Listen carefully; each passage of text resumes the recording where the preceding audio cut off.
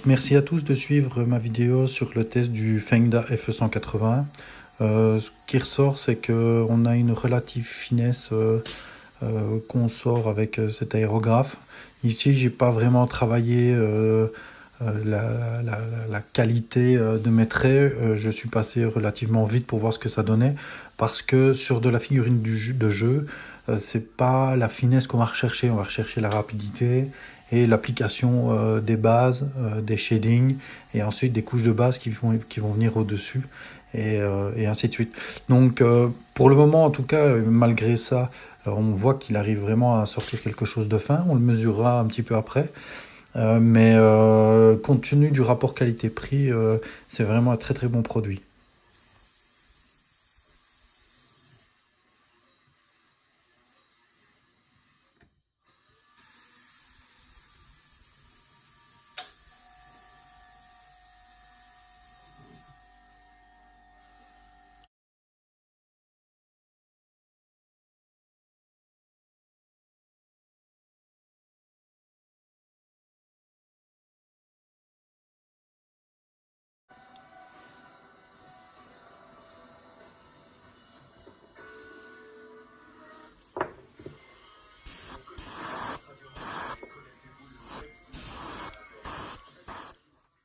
Donc nous avons commencé le pré-shading avec le Fengda FE180.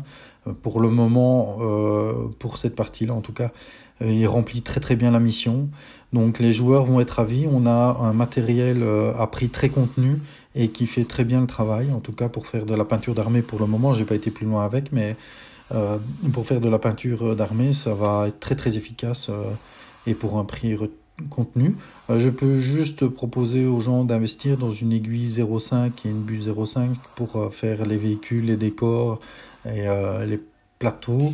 Je peux aussi conseiller aux gens d'acheter un compresseur à bain d'huile s'ils veulent travailler dans un calme relatif, qui sera bien plus intéressant qu'un compresseur à piston sec. Donc voilà, je vous invite à aller voir ce genre de matériel-là. Je remercie Obi 2000 qui m'a fait parvenir le matériel en test. Et je suis très très surpris dans le bon sens par ce petit matériel.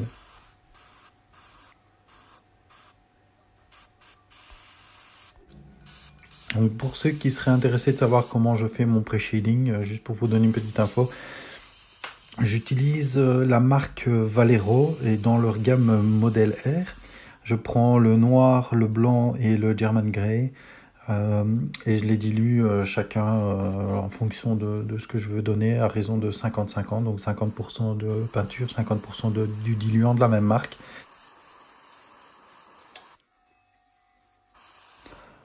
Juste un petit bémol sur une partie de l'aérographe, c'est que la partie pression d'air, donc avec la gâchette, n'est pas réglable.